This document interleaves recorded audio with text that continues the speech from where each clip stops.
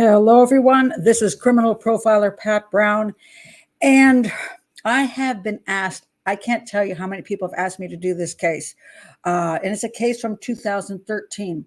People are very, very emotional about this case. They're very upset about this case. So they're like, Pat, can you look at this case?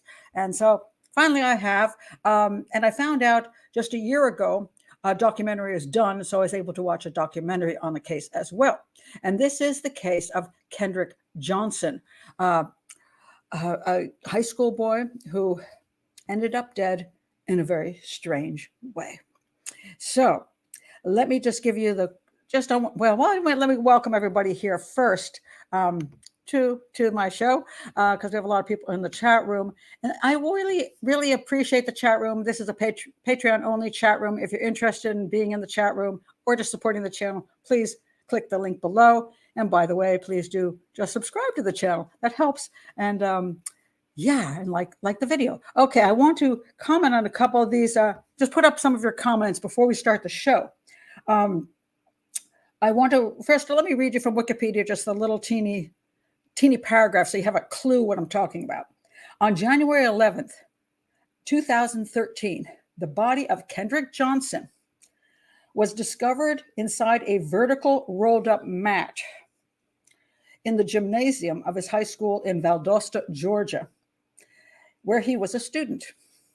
After preliminary investigation and an autopsy was done, it was concluded that Johnson's death was accidental.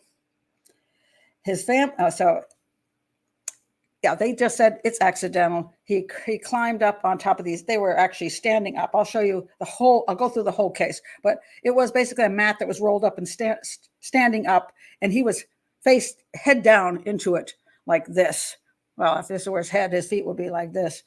And when they pulled the mat down, this is what, these are his feet at one end of the mat. All right. They said it was an accidental death. Okay.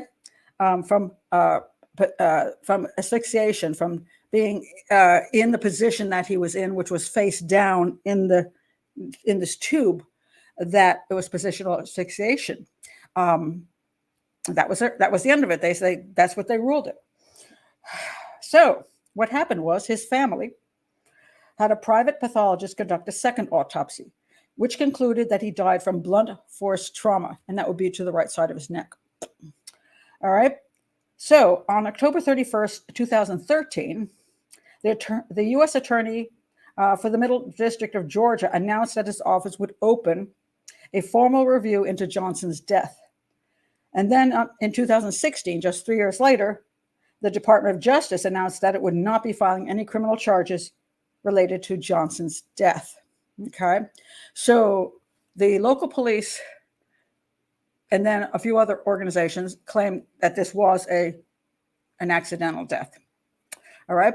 That he had climbed up on top of this rolled up mat, and there was a shoe had dropped down to the bottom, and he tried to reach down to get the shoe, and he fell in head first. And well, he didn't fall in because it's very narrow, and he tried to get in there, and then he got stuck. Okay. So all these agencies came up with the same conclusion, but that the Johnson family wasn't willing to leave that alone. They filed a $100 million civil lawsuit against 38 individuals, stating the death was a murder and that the respondents were participants in a conspiracy to cover up homicide, which they claimed involved two sons of an FBI agent. Okay, so I'm going to leave it right there, and I'll point out a couple other things in a minute about then what happened when this came out, this documentary, and then when this documentary came out, they reopened the case in I think it was 2022, 2020. Yeah, I think. Well, let me look to see when they reopened the case again. No, in 2021 the case was reopened. And they said, yeah, we're just going to look at it, but we're not really sure. We think anything is wrong here. And then they closed it in 2022. So it is closed again. But it is not closed in people's minds because they're like, what the heck are you talking about? This couldn't have happened this way. And I'm going to give you the reasons people do not believe that it was an accidental death, which is certainly what's this whole documentary is about. This is not an accidental death. He was murdered. We know who did it. We know why it happened, how it happened, and how the heck was this ever ruled an accidental death. So let me welcome people in the chat room, and then I'm going to go to a little further explanation here.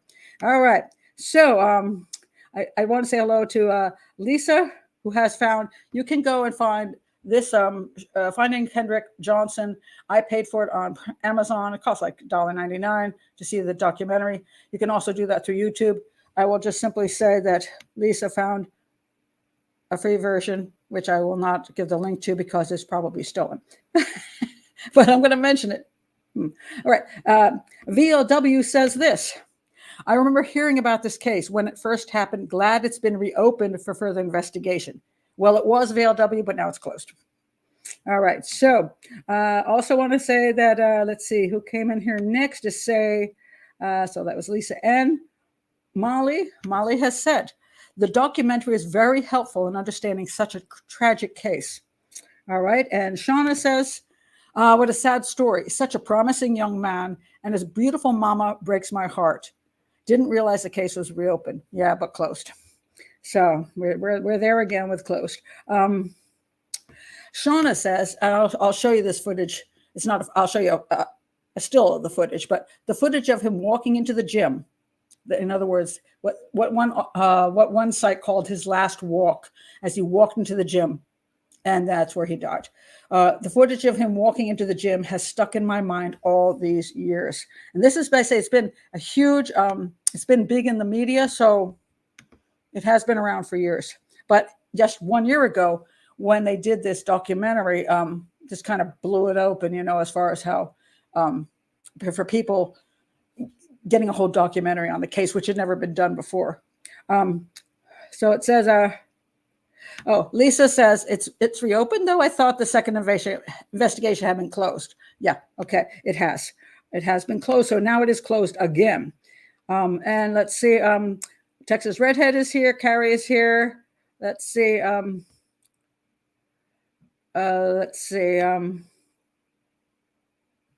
Shauna's here, Sarah's here. If I missed your name, I probably did. Leslie is here, and she says, what about this? The documentary, wish it included more details, or maybe this just aren't more. There are more details, okay? And I'm going to get to all of those because there's been some interesting work done. Hi, Florence, you're here as well. All right, let me get to, I want to read you first. When this whole case broke, the family, when they believed that the police had not done a proper job, and they fought to make sure that he wasn't going to be ignored. Their son's case was not going to be ignored. And they looked at this situation. This is what the police said happened. They said he got on top of these rolled up mats in the gym, and he tried to reach the shoe at the bottom, and he got stuck like this. And the family said, you got to be kidding me. Okay, they did not go for it. What they believed was that these two young men, one is Brian Bell. I don't remember his brother's name. Brian Bell was the one they think is the number one suspect because he had gotten into a fight with their son and with Kendrick, and they believe, and there is footage of Kendrick and Brian Bell close to each other before the death occurred. Okay, so they believe it was just him alone, or maybe his brother helped him, whatever. They thought it might be both of them. They did think it was both of them. And then their daddy was as an FBI agent. So they thought that had something to do with everything being covered up. Now, the town also agreed with them, and the town went nuts. I mean, the NAACP got involved in this. It got to be a very huge case. And this is the Kendrick Johnson's body. When they did the second autopsy, they were very upset about that because they said, hey, look, this is proof. He was hit. It wasn't. And there's no accident here. And they actually put a picture of his face, which I do not have as a close-up because it's very gruesome. And they took the face of their son after the autopsy and said, we want people to see what our son looked like, because this was our handsome son, and this is what he looked like in death. And it was very, very, it really hit the emotions of people. And again, here's blunt force trauma to the neck. That's what when they hired the guy, he came up with a blunt force trauma. And they had just a huge protest all over the place. You could see them going on. Here we have, let's see, what does it say there? Thank God, we're looking for closure. And all these people came out. And let me show you a picture of the parents. They were very determined, have been determined for over 2 decades. These are the parents of Kendrick Johnson, and they even got Benjamin Crump. Now, you probably know Benjamin Crump from like George Floyd. He's a lawyer who pretty much, if there's a racial aspect to a case, and they believed there was in this case, one of the things the documentary does is it goes heavy into the history of the United States. And like they point out Emmett Till and how Emmett Till was, Emmett Till was an innocent man who through racism was murdered. And so Crump is he's a guy that always shows up whenever there's any kind of a racial issue to a case. And so, yes, he showed up there too. And another fellow that does show up often is Dick Gregory. Because he showed up because in this case, one of the things they found out in the second autopsy was all the organs were missing from inside their son, and there was newspaper stuffed in, and they were horrified about this. They said, why did this happen? And Dick Gregory came in and said, the undertaker that dealt with Kendrick Johnson is the same undertaker from Miami that was used to deal with Trayvon Martin. You mean to tell me that as close as Atlanta is, you're going to tell me you're going to call in a black undertaker way from Florida? So he thinks there was something strange going on with the funeral home.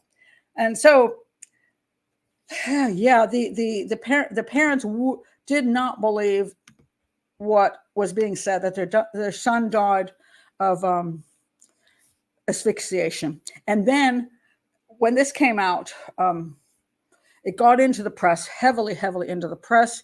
And let me show you some of the things came up. For example, we have here Anderson Cooper, accident or murder. See disturbing new evidence. This was actually, let's say 9V ago. What does that mean? It says on the bottom 9V ago. I'm not even sure what that means. But this is they came up with what they thought was more evidence of murder. So it was on Anderson Cooper, been on all kinds of channels. And after this show came out, Finding Kendrick Jackson, which was the recent show, it was a really people got very upset because it says here, you can see a black teen's suspicious death investigated in a new documentary, Finding Kendrick Jackson. And if you look at some of the comments here, you can see them. I can't wait for them to get justice. Somebody has to pay for this. Anyone with a brain knows he was murdered. It's so sad and disturbing. I've been following this for years, so I'm so glad the family keeps fighting. I'll never forget about this case. It's baffling. It makes me sad every time I hear about it. I hope he gets justice. I'll never forget about this. The evidence, they already had the evidence. They have a suspect. They know who did this. Make Kendrick, his family, and his loved ones get justice. And so there's a huge amount of a fight, shall we say, going on. And I want to read to you. Oh, by the way, I will mention this as well. For example, some of you watch Christina Randall. She saw this show and she was like appalled by what she had learned in the show. And she's like, oh my God, how could this have gone on the way it has? There's just no question it's murder. So for God's sakes, how is this possible? All right, I want to read to you from Ebony magazine, because it's a very heartfelt beginning, and then I'm going to get into the details of the case and the evidence. But I really want to read the Ebony thing first, which of course I just lost. You know me, I can't find things. Okay, I'm going to find it right now. Where'd it go? Hold on a second. Oh, there it is. Okay, all right. So Ebony magazine did a huge thing on this. They did a series on the case, but I thought I wanted to read this to you because I think this shows the emotion involved here. It says here, On January 11th, 2013, the young Valdosta, Georgia native was found dead inside a rolled-up mat in his high school gym. Johnson's body was bloody, and his face was mangled.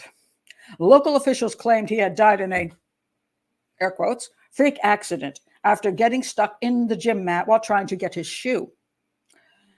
Tuesday, the DOJ issued a statement saying, and this is in quotes, not air quotes, but just quotes, after extensive investigation into this tragic event, federal investigators determined that there is insufficient evidence to prove beyond a reasonable doubt that someone or some group of people willfully violated Kendrick Johnson's civil rights or committed any other prosecutable federal crime. All right. She goes on to say, if a federal organization is ignoring all that doesn't add up in the mysterious death of a Black child, and that's what we progress to. She says, I think that, she's talking about how is there racism still? And yes, if all these agencies conspire and they can't see the facts in front of them, something's fishy here. The first time I saw Kendrick Johnson's face, I smiled at how handsome he was. The next time I saw it, I had to turn away.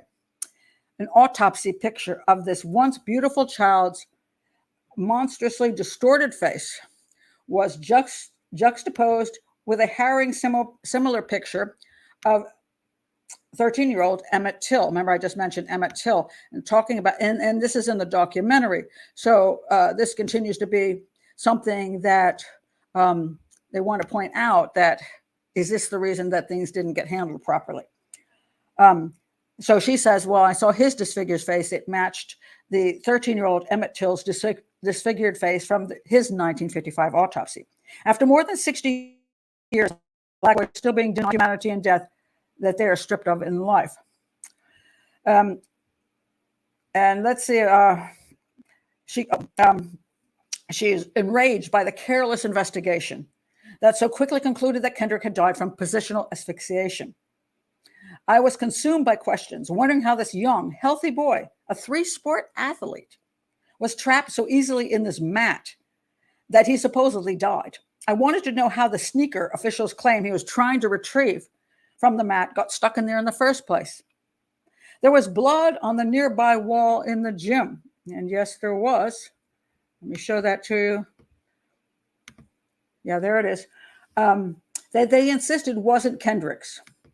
The shoe they claimed Kendrick was trying to retrieve wasn't collected for evidence. The opening of the mat was much narrower than Kendrick's shoulders. Kendrick had allegedly gotten stuck in the mat when there were other students in the gym. How did no one notice? The questions were abundant. The answers are scarce. The more details were revealed, the more I was convinced that this child was murdered. Like Kendrick's father, I was and remain positive they know something happened in that gym and they don't want it to come out. Okay. So she goes on further with the pathologist that came, the second pathology report that said it was there's a blunt force trauma to his neck, and then all the fights, all the people that they tried to sue in order to get action on the case, and they did sue 38 people, I believe it was. They sued the Johnson family, filed a wrongful death lawsuit against the County Board of Education, the superintendent, the principal of the school. The suit alleged Johnson was violently assaulted, severely injured, suffered great physical pain and mental anguish, and was subjected to insult and loss of life on January 10th, 2013. And they did not name the people they thought did it. However, and they did not identify the race, which was white, the Bell brothers. Bell brothers. But it went on and so forth. But you can say that the case is still, at this point, closed. All right. So, that's something, isn't it? All right. So I'm going to get now to my analysis of the case. Let me see. I'm going to get into the... Okay, I'm going to not go to two. Okay, they were students. You were asking about the students. Yeah, they were all students together. The brothers, they were all students at the school. They knew each other. And the one student, the Brian Bell guy, had gotten into a fight with Kendrick on the bus. And so the family said they didn't, this Brian Bell didn't like him, and they think he done did it. So anyway, let's see.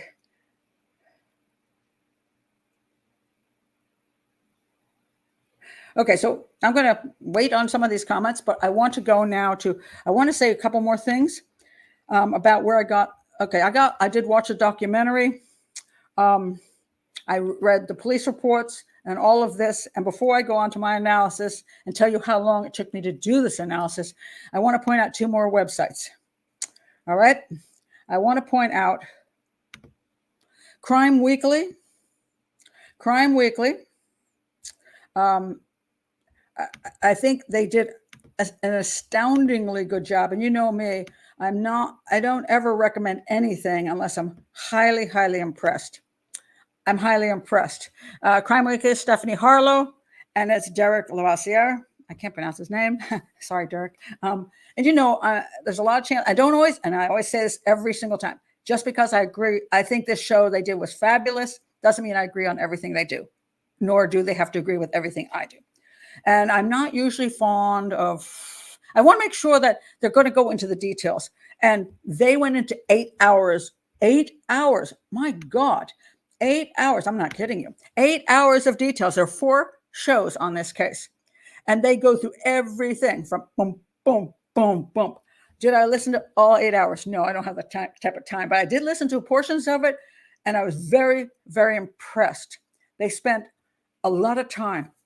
Incredible amount of time in research. You want to know every detail of this case, you got to go there. I'm linking it below because they worked their butts off to get everything they could and to work together to analyze the case. And of course, he's police, or retired police, and she's a storyteller, but a fairly good one, I must say. And she has a fairly logical mind. So together, they're discussing this in a way that is very rational. Going through all the different details of the case. They spent 8 hours doing it. I don't know how much time they must have spent researching this case and analyzing it before they even did this show. Kudos to them. Just amazing. And there's another one I'm going to link before. It's called No Truth, No Justice. It's just a blog site I found, but I'm going to link it below because I think she did a good job of pointing out the issues here. And some of the details, I may refer to this during the show, so I'll link that below as well. Because, if I can give credit to somebody else, I think I should do it. Now, all right. Now, so I analyzed this case, and while I'm thinking about this, I want to just recommend Walkenfuss. I just need chocolate before I make this statement. Okay, this is from Ocean City, Maryland. This is one of my favorite things. My daughter went there. And she brought me back chocolate-covered gummy bears. Oh, God, so need this now. Now you have to wait in suspense while I chew. Yep. Oh, while I'm chewing, I notice I have another microphone here. Hey. Okay. I'm almost finished, but it's a chocolate-covered gummy bear, and they don't chew really quickly. Oh, my God. Can't get it chewed. Okay. Wow. Well, it was really good. Okay. All right. Now I have a statement to make. So I have analyzed the case. I'm going to now go through all the evidence, but I want to tell you how long it took me to analyze this case and to come up with my conclusion. That would be 20 minutes. I kid you not. It took me 20 minutes. Why? Because it's 100% an accidental death. I have never seen such an obvious case in my life. 100% accidental death. And this documentary has got to beat out Making a Murderer is one of the most egregious, absolute egregious examples of a one-sided brainwashing production that managed to leave out almost all the facts and lie about the rest of them. Unbelievable. Absolute 100% propaganda. Unbelievable. And as you can see, people who watch this thing fall for it. They fall for it because it's so emotional, and they've been hearing so much garbage.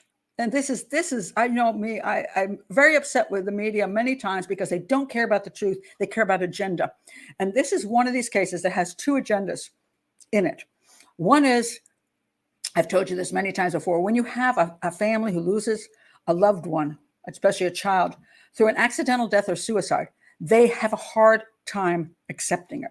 They will go to all kinds of lengths sometimes to prove that that child was murdered, because they just can't accept that the child, either the child was unhappy and they didn't know it or couldn't stop them, or the child was just an idiot and did something stupid, which is kind of funny because almost all of us have been idiots. And I know my children, sorry kids, but you've been idiots when you were young, and I'm thankful they're adults, and I'm thankful I'm an adult, because some of the things we did, it was just luck we didn't die.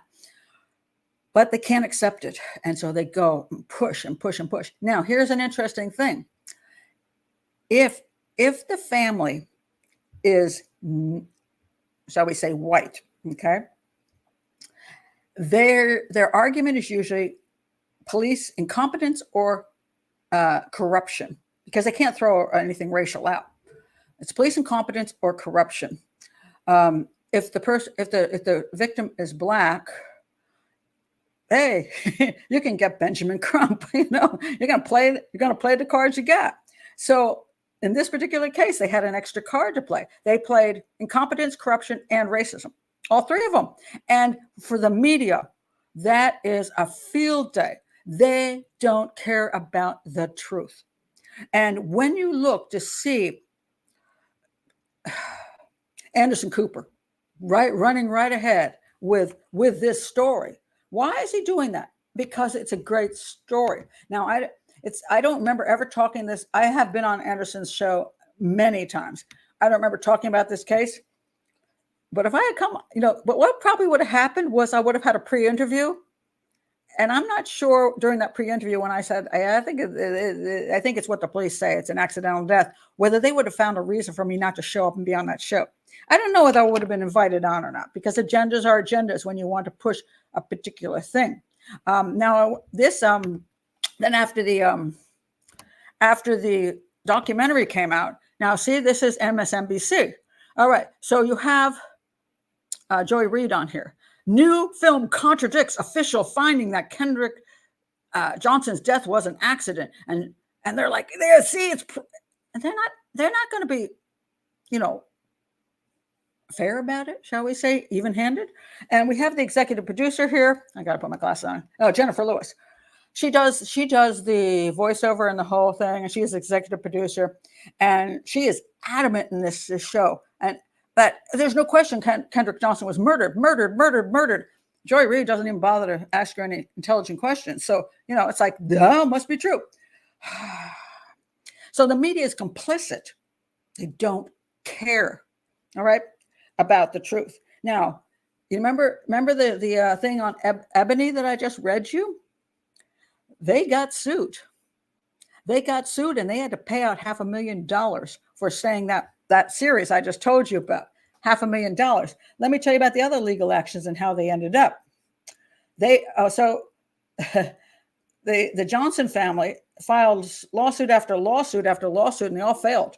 They ended up with $292,000 in legal fees to the dozens of respondents in their civil suit.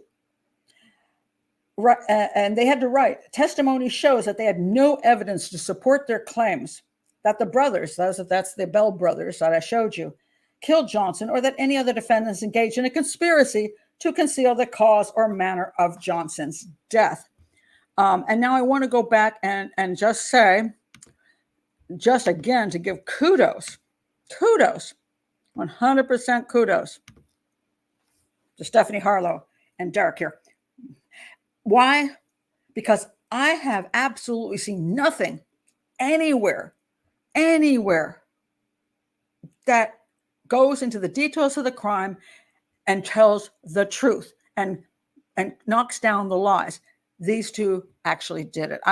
Now they take 8 hours to do it. I'm taking 20 minutes, but that's how long it took my analysis. I'm not saying they didn't have their suspicions, and they wanted to be very, very thorough. So they are. And I have to say this, they are quite kind. They're really walking, shall I say, they're walking on eggshells because they're being extraordinarily kind to the parents. All right. Because they're like, they lost their child, and there is racism in this country, and they just walk in these eggshells to say, we know why they did what they did, because they didn't believe their child died accidentally. So that's why they did what they did. I'm not that nice. They lied. They lied a whole lot. They accused innocent people. I'm going to go to explain how they are 100% innocent people of doing something. They ignored all the obvious pieces of information to keep promoting what they wanted to promote. I'm sorry. I understand you lost your child, but it's not okay to have some other family lose their children because you want to make some kind of prove something. There was not one shred of any evidence of any racism in this case or any kind of homicide in this case. I have never seen a case with so much effort put into it. They pretty much accused literally, I don't know how many departments of collusion and corruption, absolute insanity. I'm sorry. It's not okay to be a liar. You lost your children. And I'm going to say this, and this is something that's not popular and probably I'll lose some subscribers. I've always said, whoever you are before your child is murdered is the same person you are after your child is murdered. It's not something new that pops out of you because your child gets murdered. You are the same before as you are after. So I've seen people before who are kind-hearted and honest and all that, and afterwards are the same. I've seen people who before have some questionable behaviors, and afterwards they're the same. I'm not trying to throw shade totally on these people because they did lose their child. But my God, the stuff they have done to everybody else because their child made a silly, stupid mistake, which could have been any one of our children. My God, it's not okay. It's not okay to do that. But it's been done. And the media, I fault them even more because they had evidence and they didn't care. They're willing to promote whatever they can promote for views. And that's what they're still doing. Okay, so now I'm going to get to the evidence now. Oh, my Lord. I'll check out some of your comments. Sarah says, Stephanie Harlow did that to a friend of mine who was never involved. I don't even know what you're talking about. Okay, I'm going to take that off. Please, again, folks here, I don't want hate thrown out on the channel. None of this stuff is necessary. Now, we're focused on this crime, and I don't care what somebody did to somebody else. Don't even go there. Talk about this crime only. There's no politics. There's no religion. There's no back talk and stuff. Okay, just don't go there, okay? Please, keep it off my channel. You want to email each other, you can do it. Okay? All right. So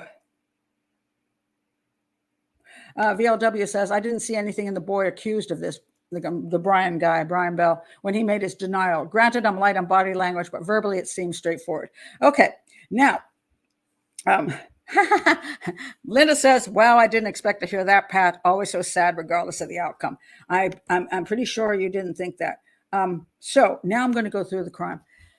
And it's phenomenal. It's phenomenal what I see going on here. Okay, so let's take a look at exactly what happened. All right, I'm going to go to the little site that I pointed out because I want to read to you about this. So this is Annette blog WordPress.com. So you can understand the crime as not the crime, the incident as it went down. And I'm going to explain to you why I could come to a conclusion in 20 minutes that this was nonsense. Okay, during the Christmas break. All right, let me go to the location. Okay, during the Christmas break. Now, this all took place in the gym. Okay, this is the gym. All right. During the Christmas break, janitors stored 3 types of gym mats in the left lower corner of the old gym. The mats were neatly rolled, bound, and stored vertically. Now, this is very important. You're going to see these. You're going to see some of these lying down, but that's after the fact. That's in the police files. because Kendrick was back in the back of these things. And this is extremely important. So they had to pull the other rolls down and then pull the roll he was in down just to find him. Okay.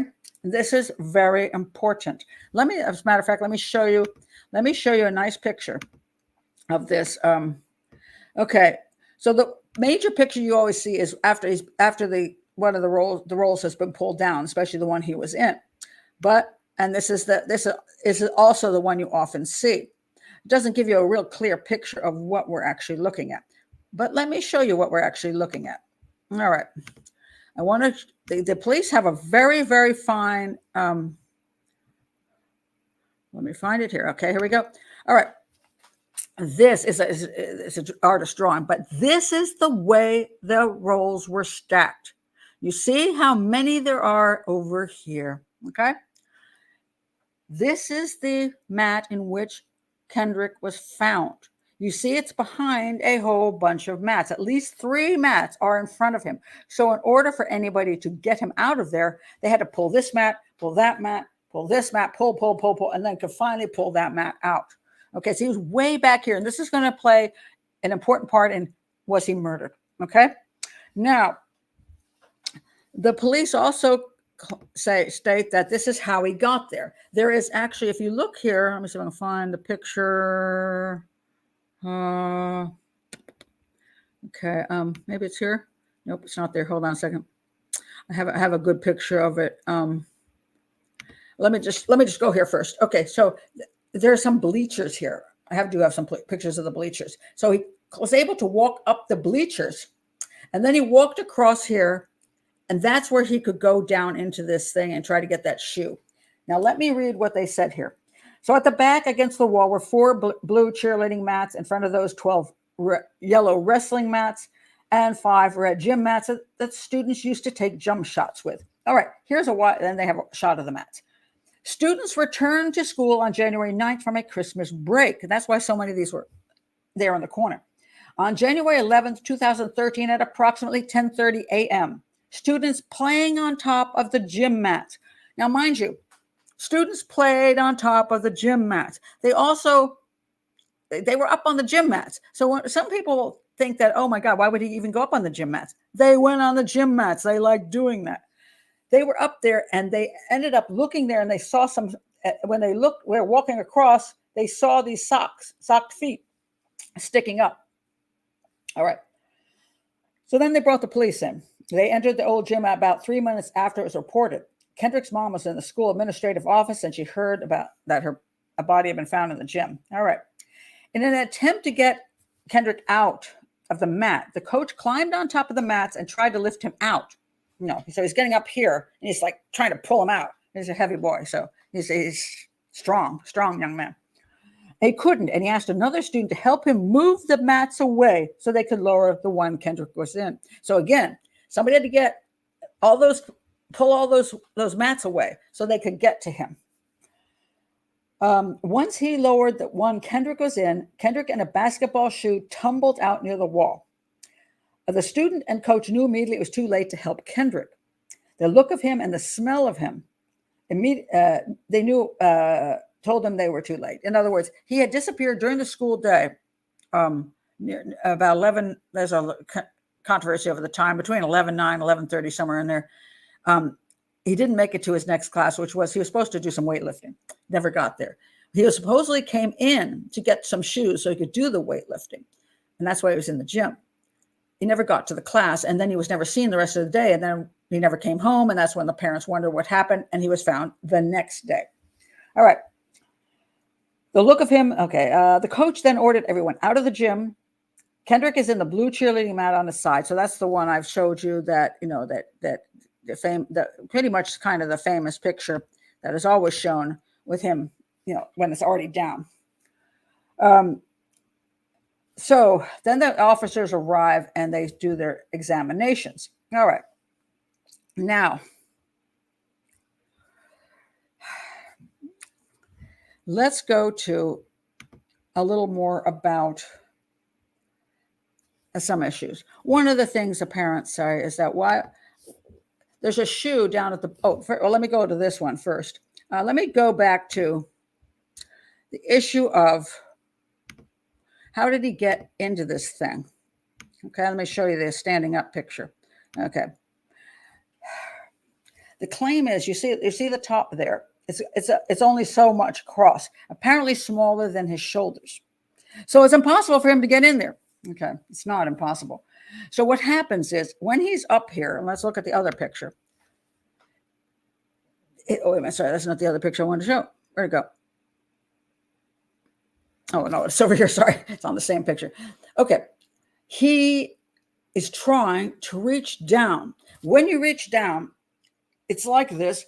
You're no longer, the shoulders are not like this. Your shoulders are like that. So the width is smaller. Yes, you can get in. So he's got the one arm down, the other arm, I don't know where the other arm is, but he's reaching down to try to get that shoe. And as he's trying harder and harder, that's when he gets stuck. And at a certain point, he's going to end up struggling. And that's probably why he ends up going further down into the tube and eventually just getting stuck. And when you're down there, oh my goodness, you just, the blood rushes to your head pretty fast. And the whole claim, and I'm not going to show you the picture, the whole claim that, his face was just like distorted and bloody and red. And also when he came out, if you look at the shoe that was underneath him, there was stuff, people call that blood. But actually, what he's got there is a post-mortem purge. In other words, when all the blood is rushing out of every part of your face and you're dying, and afterwards it ends up being that that all that liquid just kind of goes down there, shall we say, just straight down. So there is stuff that looks like blood coming out of him. This is where the parents claim he was beaten.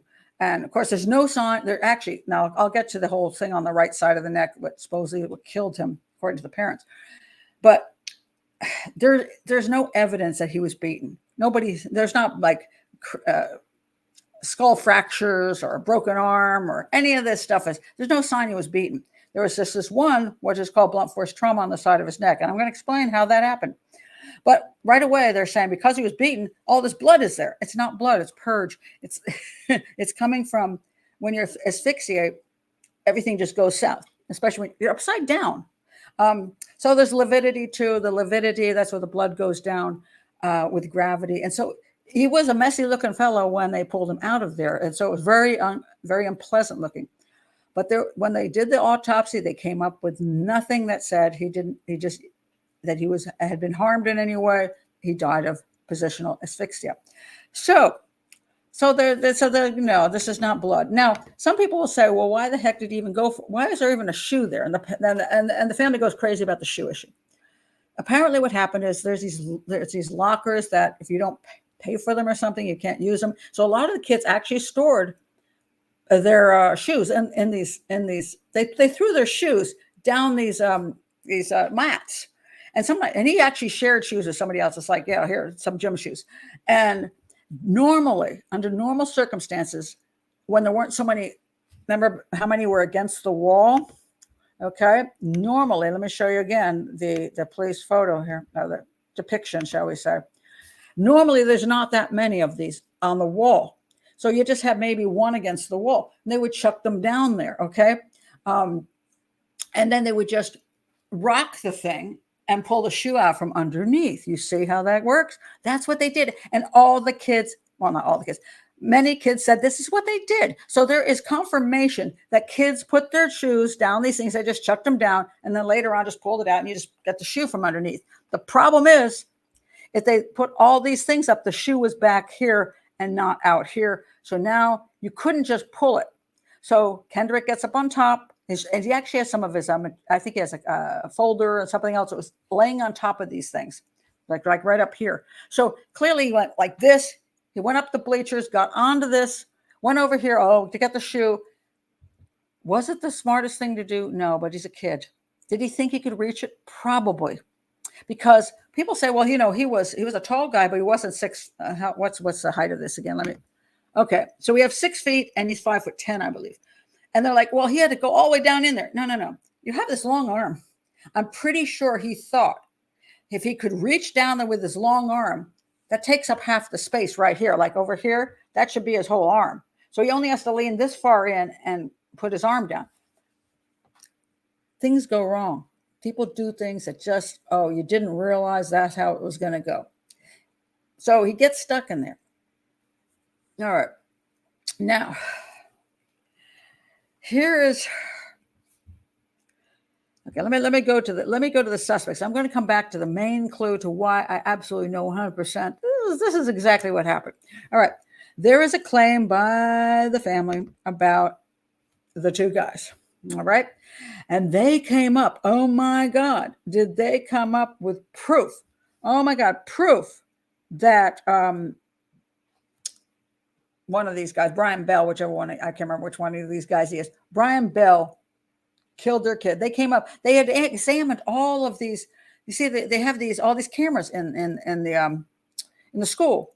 But the problem is, not all the cameras are perfectly functional. So in the gym, they didn't actually have a camera on that corner, which really sucks. You know what I mean? You got the one corner, you need something back there, but you don't have it back there. So when you see Kendrick go into the gym and go toward that area, that's the end of the camera. And there's nothing on that spot. There's other cameras that come and go. They're kind of motion sensitive. There's some timing issues. And so the family, of course, says an hour or so was missing from the camera footage. So clearly they cut something out. The FBI is all behind this, and they're getting rid of the proof of the murder. That's what they're saying.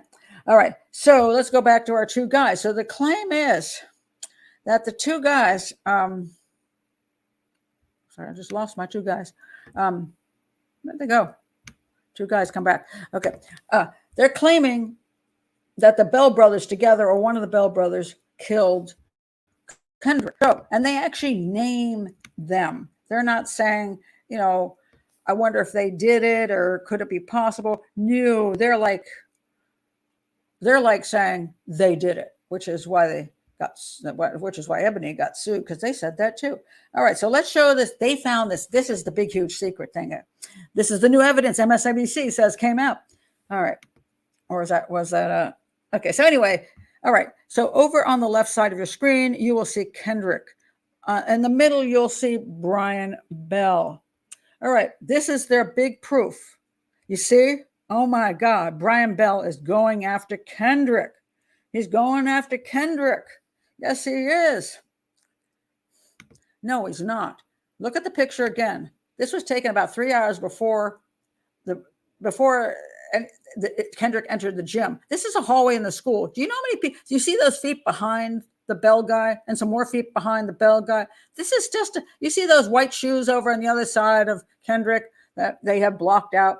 That's because all those other things that say P on them, on those those blocked out areas, those are people who are there, the other students.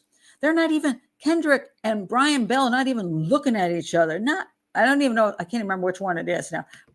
They're not looking at each other at all. They're just passing. This is their proof. Okay, now, before you think, maybe that's not true proof. All right. Let me tell you that both of these guys, 100% alibi. Not kidding. 100% of an alibi. All right. So let me go to, I just want to see if I can find the one thing I'm missing. Where's my picture? Oh, I hate it when I've lost my picture. Where'd it go? Well, I got to check if that's it. Okay. Oh, yeah, I want to show. There it is. That's Kendrick entering the gym. Okay. Now, can you tell me who is behind him? Who's chasing him? Yeah, nobody. Kendrick is walking into the gym, going toward those mats. He's just going there to get the shoes so he can go to his weightlifting class. He's heading over there. There is no one behind him. Now, there's some more pictures of the gym, different times in the gym. I'm going to get to the whole gym issue in a minute, but I want to talk about the alibis of our two friends. Okay? So let's go to our two guys.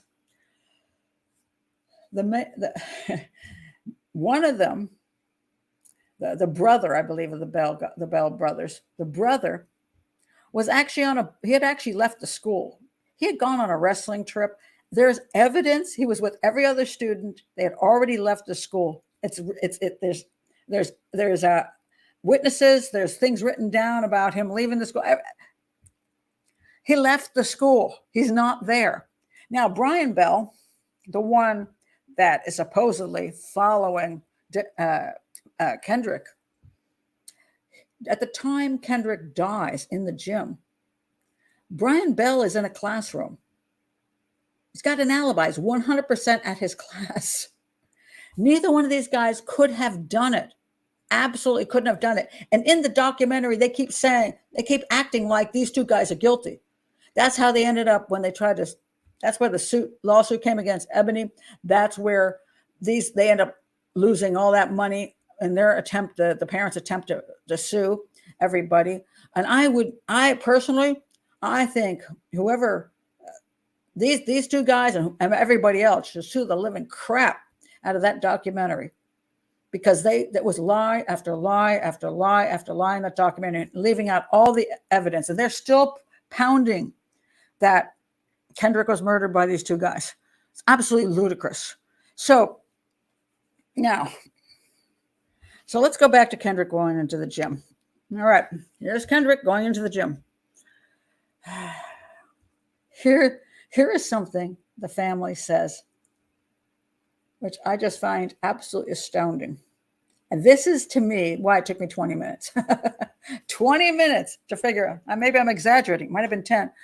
What proof do I have that the whole murder theory is ludicrous? Outside of the fact, before I go there, I better explain the issue of the second autopsy. Okay, I have to explain that. Before I go further, I must explain that. Let me find it. I just wanted to point this out because it has to be pointed out. Okay, let me find it. Okay, here we go. They paid this guy to do their private autopsy. The guy doesn't have a good reputation. I think he's I'm not going to say you can buy him. I'm just going to say he has a lousy reputation. And I think that's proven. He's got issues with all kinds of boards and things like that. He claimed there was blunt force trauma to the neck as there was damage here. The first autopsy looked and did not find any damage to his neck. Do you know what that actually probably was? And I think Derek on the show that he did, I did hear them say this, and I was very, very impressed by this comment that he made, which I think not enough people understand. So Derek made this comment: autopsy is a science, but it's also subjective. It's their interpretation. Too many people believe 100% that an autopsy, when it's done, it's like 100% scientific, and it's so objective that it's just the way it is. But of course, we see in a court of law, we have the prosecution has one guy coming forth, and he's giving his interpretation of what happened to the body. And then we got another guy who rolls in, and he does it too.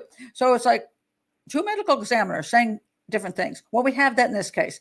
First autopsy says he died of positional asphyxiation, which everything one can see in the autopsy supports that. And there's no violence to his body, except there's this area which they're claiming has that, wrong one, sorry, has this blunt force trauma to the neck. No, that's not blunt force trauma. What he was saying is, do you remember the arm going down to get the shoe? If you're stuck in there and this arm is like pressed against your neck and you're struggling to get out and your neck is in a weird place and your arm gets stuck there, that pressure on your neck can cause the exact same kind of what you're going when you're doing your autopsy, you're cutting things open and looking at everything. It can present that way. So the first interpretation, they were like, this isn't a big deal. The second one was like, okay, it's blunt force trauma. What happened to this? No, because the guy they hired is supposed to be proving homicide, in my opinion. And so he decided to label that what happened with the neck to be blunt force trauma, as opposed to pressure by that odd position the child was in when he's head down in a mat and has his arm pressing against him. So I don't believe for a minute there was any blunt force trauma to the neck. Okay, now, let's say I'm going to try. Let's talk about, could he have been murdered, though? All right. This is where I say the 10, maybe 20 minutes, 10 minutes. I don't know how many minutes we're going to do here. But let's go to the gym. Now, where's my gym? Okay, here we go. All right. I just want to go to this gym. So we have Kendrick walking into the gym. Nobody argues that. He goes into the gym. Nobody's following him. He goes back here. Supposedly he's going back to where these mats are. And here's the thing that is so just amazes me. Okay, so the family says, and they say this, they literally say this: if Kendrick went up here and fell into this thing and he's in there screaming, why does nobody who is in the gym, why does nobody in the gym hear him? Why does nobody who's in the gym hear him? Well, first of all, the answer to that would be that when you're stuck down here like that, first of all, you're being so compressed, whether you can scream is questionable anyway. Whether you want to scream so you're embarrassed of people, oh my God, what is he doing to himself? You might be a teenager just going, oh, I'm not going to say anything. I'm just going to get out of here. Also, you're wrapped in this thing which muffles the sound. You're also in a gym where people are playing basketball, making noise. It's big. There's echoing. People are coming in. They're the kids. They're in a freaking gym. They yell. They make noise. They're bang, bang, boom, boom. Hey, all this is going on supposedly, and they wouldn't have been able to hear him. But the family says, well, why did nobody hear him? With people coming and going and people playing in the gym, why did nobody see him fall in there and nobody hear him? All these people were there. And here is the whole thing about that. Let me see if anybody can tell me why that is absolute 100% proof nothing else happened, why he was not murdered. Can anybody tell me that? Yeah, you'd be muffled so you couldn't be heard, but why is this the key? Along with we have the autopsy results. We have a behavior that has been done by other kids. It's not something new. There's a perfectly reasonable motive for him going for the shoe. Everything lines up with that. But why is the concept of murder in this situation? Why does this one thing the parents said, why did nobody hear him and see him see him struggling in that mat? Why did nobody see him go into the mat? Why did nobody hear him scream? Somebody else tell me what it is about that parent statement that just blows this whole thing open for me. Ha, ha, ha. Thank you, Lisa. There we go. Why didn't anybody hear or see a murder? Bingo. That is it. That is the answer. So now I'm going to explain this to you because this is where I just burst out laughing in a very sad way. Okay. The kid is over here. He walks over there. People are busy. They come and go. They don't even see the kid. He goes up on the bleachers and crawls across. This is a quiet thing done. It's in a dark corner. The rest of the people aren't in the dark corner. They're like out in the gym or wherever they happen to be. He reaches down to get that. It doesn't take many seconds for him to go into that thing and get stuck and end up in a bad situation. And once he's gone down far enough, nobody's going to look over there and see him because when they did find him, they saw his feet, but they were inside. So they weren't like sticking out. Like I first thought that maybe the feet were sticking out like this. And yeah, you think you'd see feet sticking out like this, but they weren't. They were like down here inside, couldn't see them. So from the time he walked in, if nobody saw him coming in, didn't pay attention to him because they're busy. We're talking about a school full of kids, right? And so somebody's doing whatever they're doing. He goes by. They might see a kid go by, but they don't know it's Kendrick if they're not paying attention. He goes up there and within a minute he's gone. And there's noise here and there. People are coming, going. Nobody's paying attention. He dies. All right, that is very plausible. Now, let's look at the alternative of no, that's not what happened. He was murdered. So now we have Kendrick. Now, mind you, the two boys that they accused both have alibis. They couldn't have even done it. Now, we also see Kendrick's last walk into the gym and no one's following him. So I don't know who the people are who decided to kill him off and for what reason. And let's look at the time of day. It's in the middle of a school day. Are you kidding me? This is a gym that is used. People come and go. They play. There's going to be kids there. There's probably going to be, I don't know, teachers could walk in. Gym teachers could come in. People cleaning could come in. This is a busy, I mean, this is the old gym, not the new gym. So maybe it's less busy than the newer gym, but still, it's busy. I mean, if you want to kill somebody, would you really pick the middle of the school day when people can come in on you and see what you're doing? Wouldn't you hit him over the head in the back, after he walks out of the school, and you just drag him into the woods or something and whack him? Why would you do it in the middle of the school day in a gym where other people are there? So first of all, stupid. Nobody's going to do that. But okay, let's decide. Oh, they decided to do that. So these guys come up and they decide, for whatever reasons, we have no motive, they don't like Kendrick. So I'm going to kill Kendrick off. Nobody's going to hear what happens. Okay. So now we have Kendrick. He's in here. Here come the two guys, or one guy. I don't know. Okay. They're going to attack Kendrick. They would have to literally whack him so hard in one strike that he wouldn't fight back, because Kendrick is a football player. If they were coming up to him and yelling at him or arguing with him or saying, "We're going to beat you up," because the family thinks he was beat up. Kendrick's a football player. He's not a little squirt. I mean, he can fight back. But there's no evidence he fought back. There's no evidence of any defense wounds. There's nothing. So clearly there was no fight. Though anybody going in there would think, hey, this guy's going to fight. Okay, so for some reason, somebody brings a baseball bat. That's the only thing I can think of. It's a reasonable tool there. Somebody walks into the gym with a baseball bat. Nobody sees the guy with the baseball bat. The family can't understand why nobody sees Kendrick go up on there and go into the mat. But apparently a guy walking in with a baseball bat and whacking another kid in the middle of the gym, that's normal. Okay, now once they've whacked Kendrick, now mind you, remember that blood on the wall? That wasn't Kendrick blood. That was old blood from way back when, some other kid. It wasn't even his. There's no sign of any blood, like blood spatter on the floor or anything like that. So we don't have any assault information. I mean, there's no evidence of assault. But let's say they succeeded. Or let's say they did some kind of arm bar and somehow managed to knock the guy out. How the hell did they get him in there? Think about this. This starts to be absolute insanity. Okay, so let's go back to the picture. So they decide in front of everybody, people coming and going in the gym, because there's no place to hide here, folks. So now, now they're going to they hauled Kendrick up the bleachers. Then they walked over these things carrying Kendrick, and then they stuffed him head down into this thing, right? They stuffed him in here. Somehow they managed to, although his shoulders would not be as easy, and he's dead or dying, they're trying to crush him, and he can't even wiggle because he's like, so that doesn't happen. There's no way they could have stuffed him in here. Absolutely no way in hell. But okay, maybe there's another way. You know what that way is?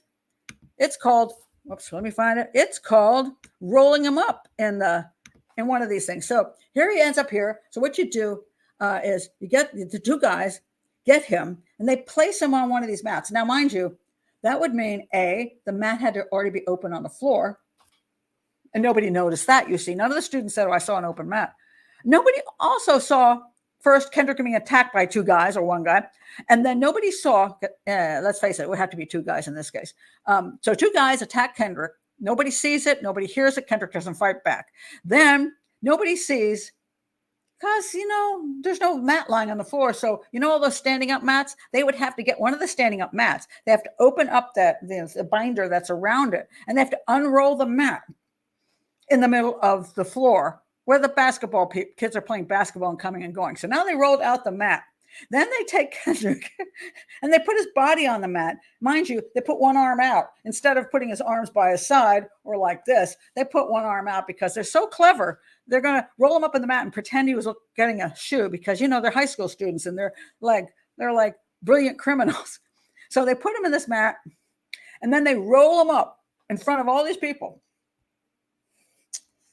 Okay, we now run into another problem. Now they got him rolled on the stupid mat, but here's another issue, folks. Let me go back to this one. Kendrick's back here. What the hell did they do with all these other mats? Oh, I see. They pulled all the other mats out onto the floor. pulled a whole bunch of them out, three or four or five to get out of the way. Now the mats are lying all over the floor.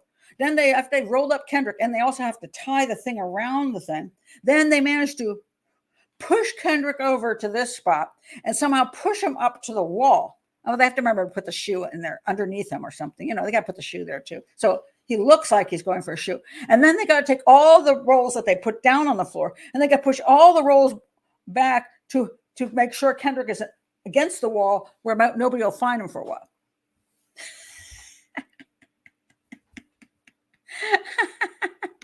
Oh my God, it's so ridiculous. I can't even say. But all that's being done, and nobody in the gym saw anything. People coming, people going, people playing basketball. Even if nobody was even in the freaking gym, do you think anybody would go to all that work? You know how much time that would take to accomplish all of that? And take the risk that nobody's going to walk in and see you rolling up a guy on a mat and pulling all the mats down. This is insanity. And when I heard the parents say, I don't know why the people who were in the gym didn't hear him call out. I'm like, why didn't they say the damn murder then? And all the efforts they'd have to do to cover up this murder. This is the stupidest thing I've ever heard. And in the documentary, they don't address this. I haven't seen anybody address this issue. I will even say I did not do the whole 8 hours of they did a tremendous amount of work on this. I say all kinds of detailed information. I don't have the energy to do. But I don't even know I don't know if they pointed out that, hey, how did the murder go down in this gym? It doesn't make any damn sense. And when you look at whether something is even possible, this isn't even probable. It's not even possible. It's definitely not probable, but it's absolutely not possible. In my opinion, it's 100% not possible. Is it possible Kendrick went up on the thing when nobody noticed and he went down real quickly and got stuck? Yes, that's possible. Not probable. It's possible. I mean, it's not like the first thing you think would happen to somebody, but it's one of those weird, terrible accidents that's freaky, but it happened. Yes, it's possible. But there is absolutely zero probability and zero possibility that he was murdered in that gym when I just explained the whole scenario to you that would have taken for them to put Kendrick in the mat. If they just came in and whacked him over the head with a baseball bat and shoved him behind the bleachers, I could go with that. But the whole thing of putting him in a mat is insanity. And the fact that the entire media has gone along with this garbage is ridiculous. And the fact that they had so many, I mean, you can think the local police are corrupt if you want to, and the local medical examiner and everybody else. They think everybody's corrupt. They have like 700, it's like so many agencies all getting in on this that are all full of shit. No, it's just right up front, they knew what happened. It was that obvious. And yet here we are today with people still saying this is a murder and this poor family. And that documentary was one of the most garbage, egregious pieces of propaganda I have ever seen. And it is as unethical as they get. I don't care if the parents still, they maybe, I don't care if the parents, the parents in this case, they don't have a problem with lying. They don't have a problem with ignoring facts. And so I have no respect for that. But I do understand that they're grieving over the loss of their son. But everybody else who's involved here, they know the truth and they're all a pack of liars. And somebody needs to call them out. And I was pleased to see that at least they did follow evidence and say, hey, we don't see the evidence of homicide here.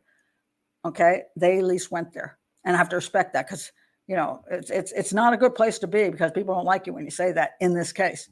And so, yeah. But that's how long it took me, 10 to 20 minutes. I'm like, once the parents said, why did nobody in the gym notice him crying out? Case closed. All right, I'm going to go to your comments. So, yeah. All right, Sky Ricky says, imagine your father is FBI and has two sons who think they can kill Kendrick and get away with it. But I don't understand why you're saying that. They didn't get away with it. Has two sons. Well, I see what you're saying. Well, they think because the claim is that the sons, because their father's FBI, that the FBI, that father will cover up for them, and so will the FBI, and so will the GBI, the Georgia Bureau of Investigation, and so will the local police. Oh my God, yeah. Thank you, Pat, for explaining the nonsense. You're welcome, Leslie. It's phenomenal. It's phenomenal.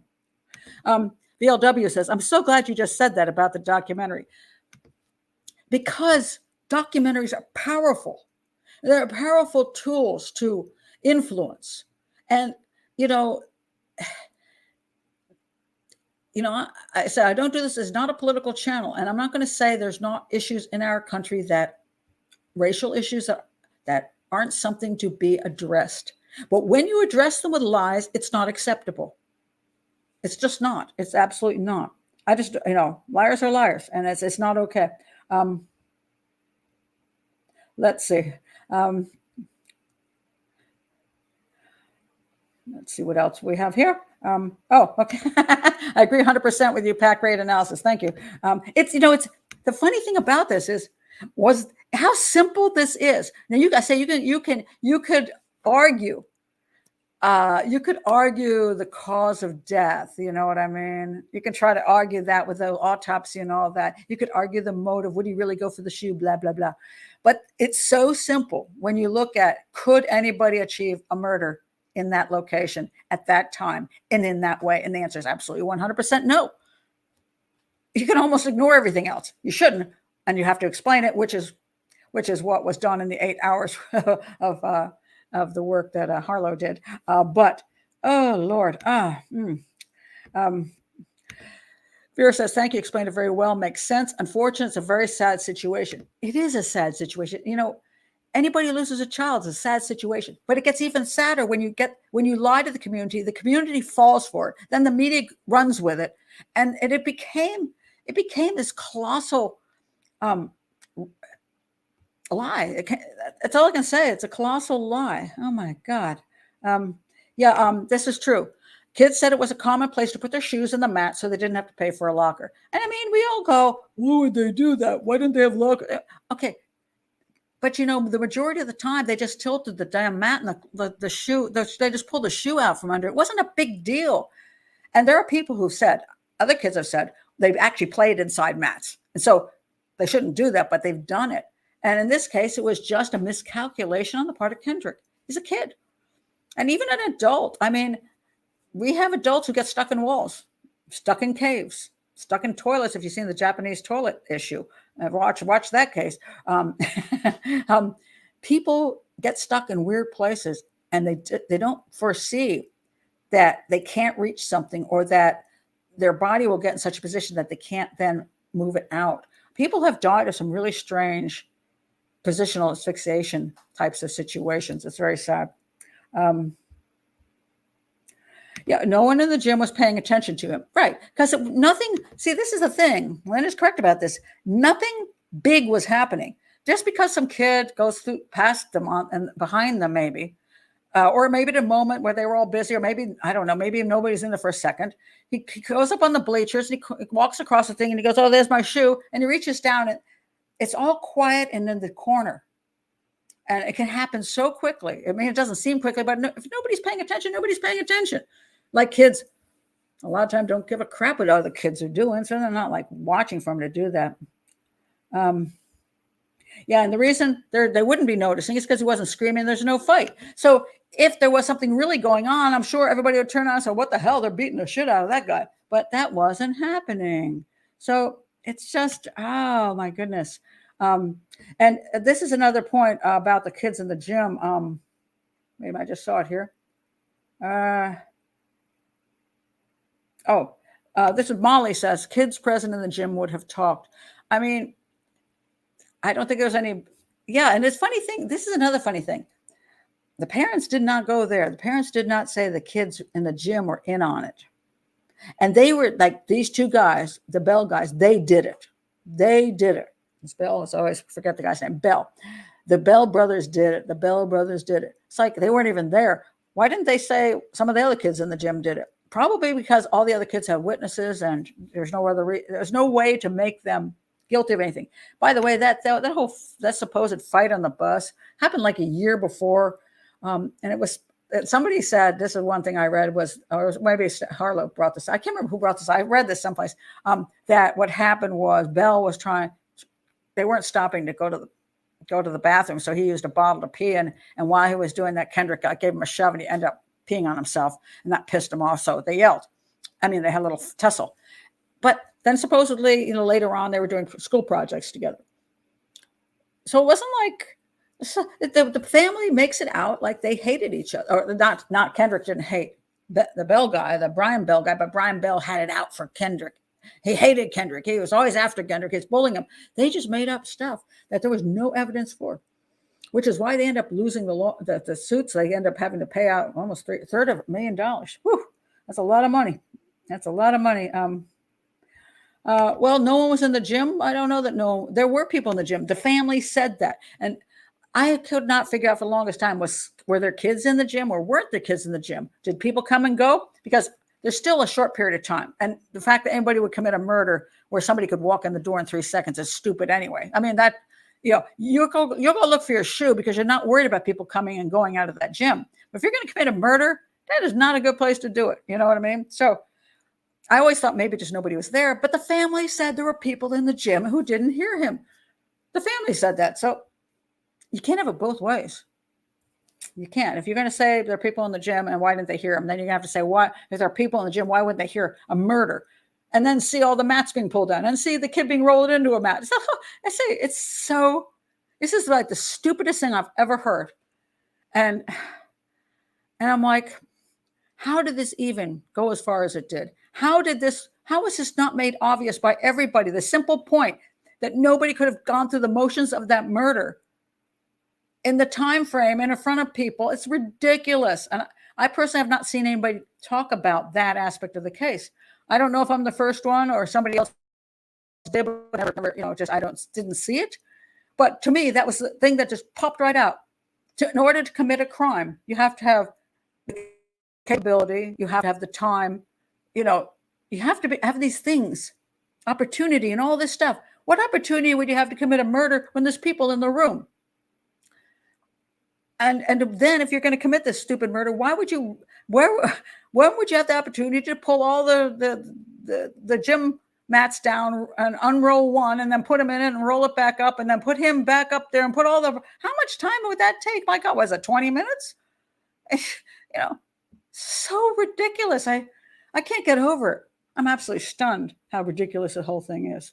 Just blows my mind. Absolutely does. I've just never seen more. Oh my goodness. Shauna says, well, don't I feel stupid now? I believe the media nonsense. Well, that's the problem. It's not you, it's the media, because they leave everything out. They don't go there. And when they're trying to push their agenda, in this case, the agenda is this young Black man was murdered by a couple of white guys who were connected to power, and the people in power who were white did not investigate this because racism still exists in the United States. And while there is racism still in the United States, and while sometimes power structures don't do what they're supposed to, and sometimes things are unfair, this wasn't an example of it. There was nothing here had anything to do with that. But the way it's presented is intended, it's brainwashing. It's propaganda, and it's disgusting to me. And everybody jumps in on it, and nobody questions. When people ask me, one of the things people have always asked me is, how did you get on TV? And and legitimately, because they're like, you weren't an FBI profiler. Why did they bring you on TV? Did they vet you? I'm like, nope. They found me on the internet. I had a website. They found me. They were in desperate need of a profiler that day, and I was on television within an hour. And they loved me so much that I ended up on television for the next 15 years because all the networks saw me and they liked me and they're like, hey, we like her. Do you know, I don't think they ever vetted me. Were they wrong not to vet me? Yes, they were wrong. They were lazy and they didn't care. They were happy that they thought I was good. They didn't care about the rest. And is that correct for journalists? For our should journalism not bother to look to make sure they know who they're putting on their shows, to vet them, a real journalist should do that. But I've been on every single network and nobody ever bothered. So it worked out for me, but they're doing the same thing here. They don't care about the truth. They don't care about the facts. They don't care. Let's take a look at this. Let's find out if there's. I don't even think they talked to. They didn't even on this piece of garbage, which they didn't even put the other side at all. I mean, they just left that completely. I didn't talk to the police. I didn't have anybody on there. It was completely a Johnson family driven propaganda piece with the people who all wanted to say this is like Till, which has nothing to do with anything. And then you get Benjamin Crump out there, and the whole thing was just getting your brain to think that way so you don't have to pay attention to the facts. And then all the media channels jump on it and bring the executive producer on the shows, and she talks her stuff, and they'll go, oh my God, let's hope we get justice for Kendrick. The justice is for the Bell brothers right now. The poor Bell brothers are the ones they were the ones that had their names run through the mud when they didn't do anything. That's only justice that needs to be done, and justice to the rest of the people that they were pushed into believing something that wasn't true. Kendrick, there's no justice that was ever needed. It was just a sad situation, and the police did their job. They didn't. Did they do it perfectly? Of course not. Nobody ever does everything perfectly. And the whole thing about, his parts were missing and they were whatever. It's all garbage. He was he was decomposed enough with the parts inside of him. Once they checked all that stuff, they couldn't keep them, so they throw them away, and then something else is put into the body cavity. And the funeral home used newspaper. Some people say, "Oh, that was not improper thing to use," but it's used. But it's not doing anything. It's just trying to keep the body cavity open because there's nothing to put back into it that's not really mucky, shall we say. So, I mean, but the whole thing, they blame every single person. The injustice they did, the family of Kendrick Johnson, the injustice they did to all those people who worked their butts off, the police, the medical examiner, everybody. That's where the injustice was done, and it's just I say it's Vera, good point. It's unfortunate, but you can make any case seem more dramatic than it really is. Yes, indeed, you can. And as a profiler, my point a lot of times in my shows, especially, I try to bring it down to okay. Let's be logical. Let's just be clear. Let's just look at the facts. Let's not over dramatize a whole bunch of stuff. And that's why I don't do the storytelling thing, because a lot of times storytelling is dramatic. And if I spend a lot of time going, oh, Kendrick, what a wonderful boy. What a handsome fellow. He was everybody said he was kind. If I go on like that forever, I am now putting it in your mind that we start getting our little heartstrings pulled because we don't want what happened to Kendrick to have happened to Kendrick, especially if it wasn't an accident. We're like, oh my God, he was such a sweet guy. He would have had a great life if somebody hadn't killed him. So once you start playing the emotional thing, a lot of times people are unable to look at facts, and just that's the way it is. To me, I try to separate those two things most of the time. I fail once in a while, but I try to separate it. That's a good point. Kids play hide and seek. And they do stupid things. They really do. They do stupid things. And so do adults, quite frankly. We're not all that bright either sometimes. We go into adults have been found in really weird places. Yeah, chimneys. I think somebody just mentioned a chimney. And it's funny because I'm trying to think of places I've gotten. So have you ever put your arm someplace and you can't get your freaking arm back out again? And then when you try to pull it, your arm starts swelling up, but then it really can't get out. And then you're like freaking. You're like, I can't. That's a memory of mine. I don't know why. What did I put my arm into? I don't know. Yes, the fight was a year previously. So nothing was going on. There was no evidence. Not one kid said, oh my God, like he was stalking him and he was harassing him. He was bullying him. No, nobody said that. It was over a year prior to that. It was not a big deal either. It was some stupid little altercation. That's all it was. Let's see. Lisa, a sad thing is that this sort of exploitation, which is exactly what it is, exploitation, teaches all the wrong lessons from a tragedy. There might not be any good lessons from a strange gym mat death, but there are a lot of bad ones in the documentary. Yeah, well, there is a good lesson from a bad gym death, which is to take caution, to be realized that our physical bodies sometimes can't achieve what they can achieve, and the accidents do happen when we miscalculate. But yeah, I mean, if you can put all the propaganda they had in that film, you got a bigger story, and everything wrong in society as well. I think that's not true, Lauren. I think negligence on the part of the school, leaving mats there and unsupervised, poses a danger. There is literally nothing that doesn't pose a danger. I swear to God, I think we're overdoing that. That's what I talked about in my last hangout, with the problem with Lady Lake in Texas, Austin, Texas. Lady Lake, the Lady Lake drownings in Austin, Texas. So you have young men who come out of bars, drunk off their butts, and end up drowning in the lake.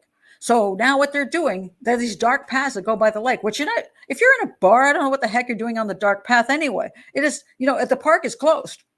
It's dark. Why are you walking along a path anyway? So now they put up lights and they put up signs that say, don't do this after dark. At some point, people got to stop being stupid. And that includes high schoolers. I mean, if you go to a lot of other countries, you want to look over, like you go to, those overlook things in the US, they have an overlook and they have all these signs about how close you should get. And they might have a big fence and all that. A lot of countries are like, great view. And you go there and you can fall right off. They're like, too bad. You go swimming at a beach in a lot of countries. There isn't any sign up there that says undertow, watch out for the sharks. It's like, dang, he's gone. Because they're thinking, well, if you're stupid enough to go in there and swim and you don't know what you're doing, that's on you. You cannot protect somebody from every darn thing in the world. So if the mats weren't, what are they supposed to do with the mats? Do they have to have a massive fence around? They have to put them in a separate room, so they have to unlock every time. Now, how often has a kid died in the mats? And I think this is the first case we've heard of. So for one incident, it's just one of those things. So, it's like anything can happen, one little stupid thing can happen in a school. I mean, there are times when, okay, you should have fixed that. There are times when, yes, there is a failure on the part of people who are in charge or building, people who put buildings together and stuff. I mean, there's times when they are at fault, but I don't think you can stop everything. And what Kendrick did, and what some of the kids did, it was truly a freak accident. I mean, it's just, yeah, unfortunately. I'm annoyed I paid $2.99 to rent the thing, but it was interesting and educational in its own way, because it's fascinating and in a very demented way to see the level of propaganda in that film. Just unbelievable. It's one of the worst I've seen. It beat Making a Murderer. At least try to pretend they were even-handed on that. They weren't, and of course they were. Making a Murderer, Netflix, they had a massive team to be very, very, very super clever. And they were super clever. And that's why so many people have fallen for that one.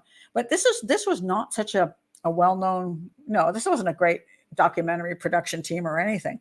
I found most of it ridiculous, but still, because they pulled the heartstrings, people fell for it. So, yeah. Well, that's another claim, providing proper lockers. Yeah, again, nobody saw this coming. So most of the time they pulled the thing and they pulled this. It shouldn't have, it happened. It's one of those things that happen. What happens if a kid falls down the stairs? Do we not have stairs? Kids fall down the stairs and break their dang necks. They do. They just do things. My granddaughter is now taking horseback riding lessons. That's why I moved the show today. She's doing barrel racing, Western style barrel racing. She just turned 9. Is there part of me that says, is this safe? Well, it's horseback riding. It's not safe. I guarantee you that's not one of the safer sports. So now it's not my choice to have her do that. She loves it. She loves horses. She's going around the barrels. And one of the girls there apparently just got out of the hospital because she broke something and she has pins in her leg. So it was a horse fall. Now, okay, so you say, well, you shouldn't do that. You shouldn't do that. Do you go hiking? Because then when you're hiking, you can slip and fall, and you can fall off the side of a mountain. Do you go hiking? What about football? You die on a football field.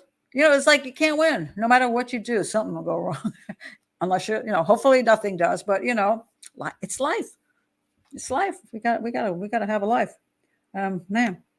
Let's see anything else we have here. That's a good point. I hope you do that. Pat, what I'm learning from you is question things. Listen to that inner voice that says, what? Yeah. A lot of times, because the presentation, especially, and this is why I point out too, because when I looked at, if I go back here to, where to go? Okay. Oh, here we go. Christina Randall, she fell for this hook, line, and sinker. And she's got 287,000 views on this case. And I was like, oh my God. She's got 1/3 views. So now she watches this thing. She's not a criminal profiler. She she is not an analyst of crime scenes. She's a storyteller, essentially. But she fell for the documentary. So now she's telling everybody else to fall for the documentary. And I'm lucky if I get 3,000 views. This is true. It's the way life goes. Again, things aren't fair. But so 1/3 people watch her thing going, oh my God, poor Kendrick, where's justice? So when you're not a crime analyst, and crime analysts aren't being allowed to speak out properly. And that's, again, why I was at least thrilled to see them do this on Crime Weekly, 8 hours of it. They really, really rocked it. They did. As far as every single detail, I say they were very, very carefully doing it. And it's a lot to learn from that. I really can't object to that one. My only thing that I wanted to add in more than anything else was the whole issue of how the heck of the murder have happened there in the gym with these people there. It's ridiculous. I just wanted to really bring the criminal profiler's viewpoint on how you would even enact this murder. Because a murder has a process. An accident has a process. A suicide has a process. And the murder has a process because we know from the facts what happened. Like, let's say, for example, we find a guy drowned in a lake, for example. He's drowned. We don't actually know how he drowned. Okay, we don't. If it was dark and we can guess how he drowned, but we don't have a lot of information how that person drowned. Theoretically, it could have been an accident. It could have been suicide. It could have been a homicide under certain circumstances, but we have a lot of missing information. Not this case. We have the body in a location. We have an autopsy, which is pretty clear. We have an obvious thing that he was doing. So we have the entire accident laid out. Boom, boom, boom, boom, boom. We have it there. That's it. So when I could do a crime scene reenactment and it would go right through. I'd know from beginning to end pretty much what happened. And if I try to do a murder the same way, if I try to reenact a murder, and I would love to do that if I had my own television show and money to do this thing and had a gym to do it in and mats and things, I would reenact that thing and I would time that sucker. And I would say exactly how all of that would be accomplished. And you can see it would be absolutely ludicrous. So there's a method of how that murder would have had to go down because we know all the details. We know that he's rolled up in a mat, and we know he can't be stuffed down a mat. So he had to have been rolled in the mat in a specific way. We know that all the mats would have to be pulled out of the wall. All the mats would have been pulled out. Then one has to be unrolled. He has to be put in the mat, and has to be rolled up, put against the wall, and all the mats have to be put back. That's a frick load of work. But that's exactly what happened if it was a murder. And I'm not even including the actual murder. I'm just talking about the cover-up. So the information's there. And that's my contribution. I really wanted to bring that out because to me it was so obvious. But when you don't have a crime scene analyst point all those things out, people just go with whatever else is left, which is a lot of baloney, essentially. Let's see what other commentary we have here.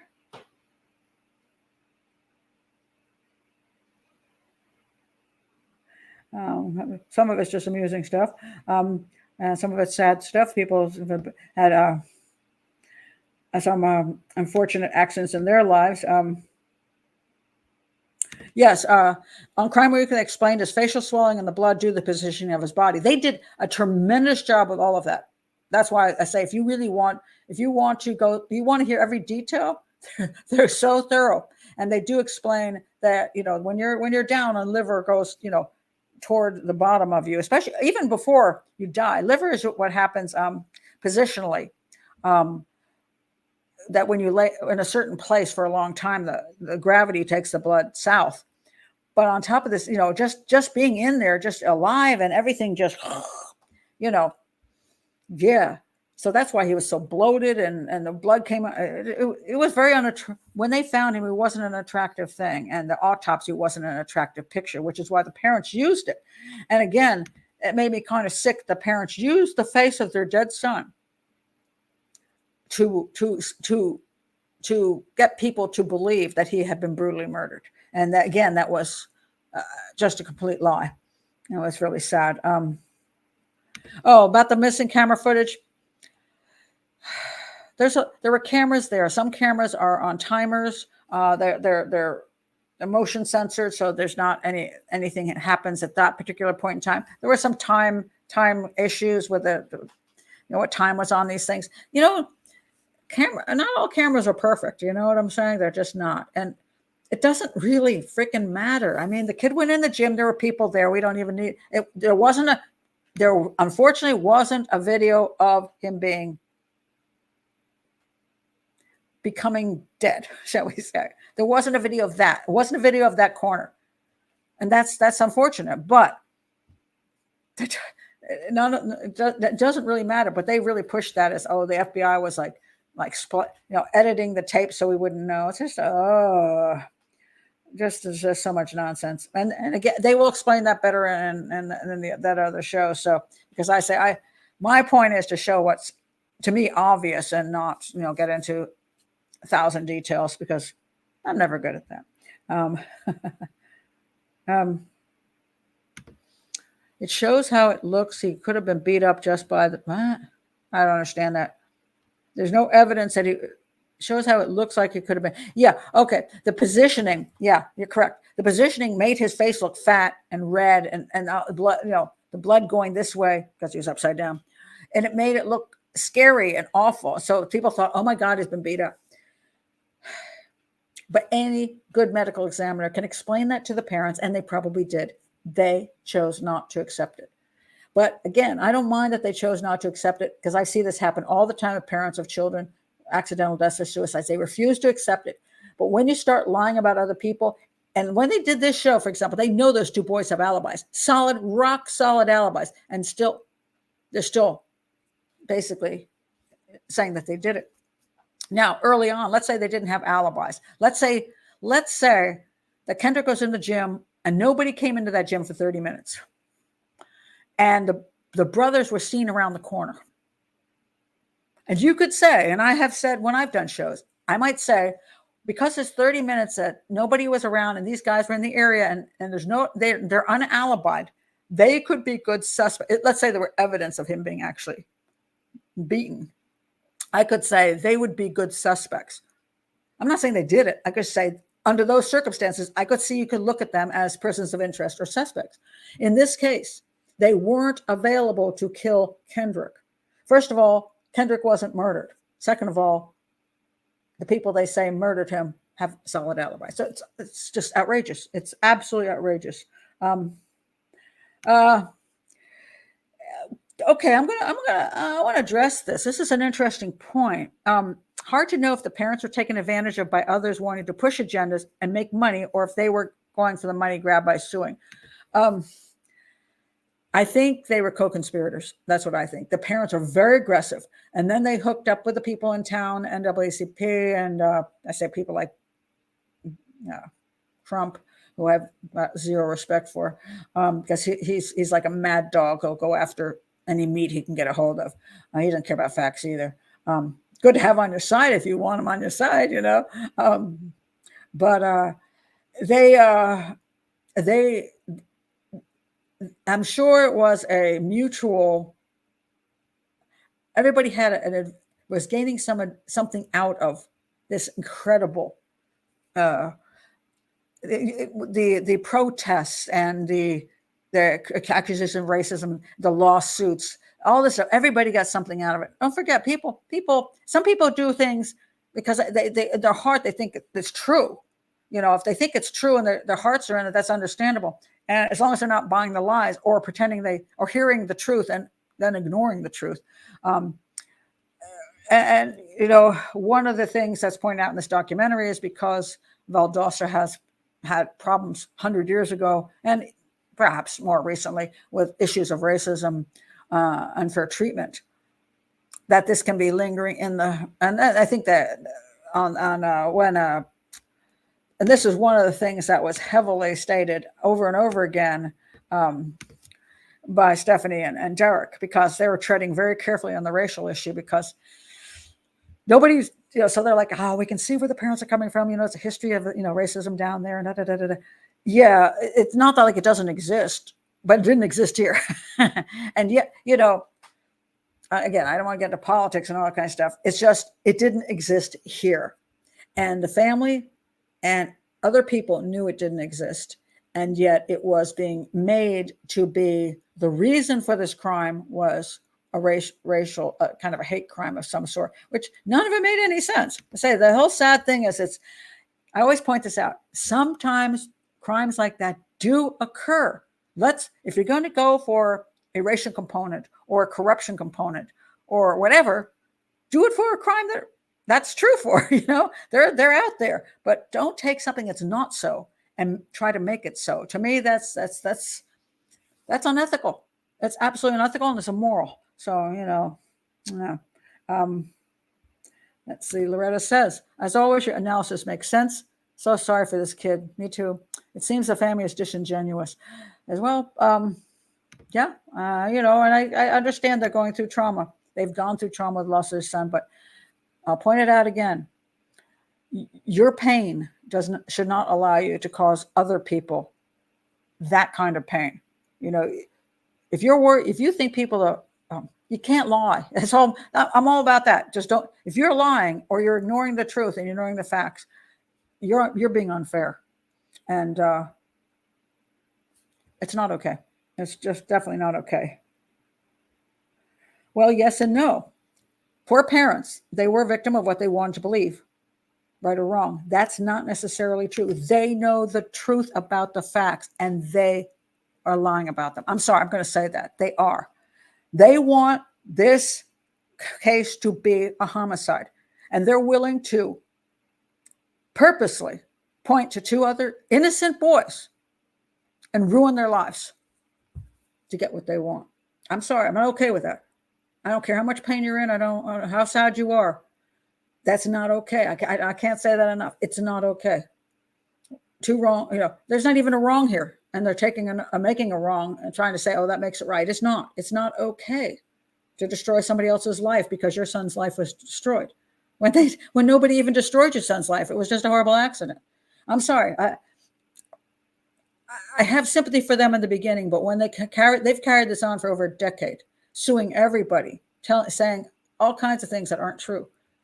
And I'm going to say there's enough information there that they should know better. That's my opinion. So I may be harsh on that, but again, two things I don't like: thieves and liars. Yeah. And yes, thank you, Lisa. This discredits genuine cases of cover-up, incompetence, and corruption. Yes, and genuine cases of racism. That also can happen. Creates skepticism in other cases. This is the same problem I have with false reporters of rape and false reporters of kidnapping, like Sherry Papini. Because when there's true victims, then people go, well, forget it. Last time it was a big hoax. Last time it wasn't true. Yeah, I mean, I admit I have cases where I absolutely know there was corruption. I've seen incompetence. I've worked those cases and I'm frustrated with them. But I'm not going to take a case where just because, the police, like say, the police couldn't prove something, they worked hard on the case, they just couldn't solve it. That's not corruption. It's just maybe they just couldn't solve it. I'm not going to insult the police on that. Why should I do that? So let's always look at the facts. Let's always look at truth, and let's not stretch things, because stretching things is just lying. So, yeah. This is what I think. They lied straight out. I agree with you, Aunt Dina. They have, and had other people lie for them. They knew they were lying, and that's the problem. So, yeah, and it's still going on. It's still going on, and except for, I have to give them credit. They're the only people I found that didn't fall for it, and not only did they not fall for it, they were willing to speak up. More gently than myself, very gently. But at least, God, somebody out there was willing to say, the facts do not support any kind of homicide. So, yeah. So, anyway, yes, and this is what I was saying before. It reminds me of parents of a child commit suicide, refuse against all odds to accept that their child died by suicide. Yes. But in this case, the difference here is that they'll admit, if people refuse to believe something because they can't, but they don't accuse another person of doing it. At least they didn't do that. In this particular case, they accused two teenage boys of murder. And that's where I'm like, okay, that is not okay. You can't accuse innocent teenagers of murder. Why would you do that to them? Is that racism? Because they were two white boys. So, did you accuse them for that reason? I mean, if you're saying the reason they killed him is because he was black, are you killing them because they're white? It's sad. And again, I point this out one more time, because I always get these accusations. I'm the mother of two biracial and one black son. So believe you me, I am concerned about racism. But I'm concerned about racism any direction. I'm concerned, and again, I don't want to be a political channel, but when it affects doing proper investigation, when it affects people believing something is true when it's not true, I have a concern about that. And as I point out, if this were a white family, they'd go for corruption and incompetence because they can't use the racial thing. But I have often seen that when it's a black family who doesn't believe what happened, they will often add in the racial component. And is it because they believe it's true? Well, sometimes they could believe that, but on other times it's really handy. I mean, it is, because you will get media attention. You will get way more media attention if it can become an issue of racism. And I'm pointing that out just because it's a fact. And that's the police have to deal with this as well. That when they're working crimes, they can get accused of things by people, because when they can't come up with a better thing to accuse them of, they can accuse them of that. That's why corruption is usually the biggie. Incompetence, if a law enforcement agency fails to do something very well, let's say they failed to solve a crime. It could be because it's just hard to solve. There's just no evidence. They could be totally the best detectives in the world and just couldn't solve it. There are some times that they're just sort of incompetent or poorly trained. That's most likely. Corruption is extremely, extremely rare. But I will see families jump to corruption really quickly, because that's a good attack, and it's hard to defend against. You know what I'm saying? And then they start saying, "Oh, a police must have been the son of a police officer who killed that girl." They'll go there. Or the son of the mayor killed that girl. And in this case, two sons of an FBI agent. See how you can go there? And the FBI agent is going to cover it up with all of his police buddies and everybody in town. So there we go. So anyway, yeah, interesting. Just interesting, because so many people were requesting this one. I really thought this was probably going to be a murder, and when I watched this show, it was during the show. Now, I always find it funny is that when something is 100% defense, 100% driven in one direction, in this case, 100% driven toward it's a murder, and they didn't convince me. I'm like, why is that?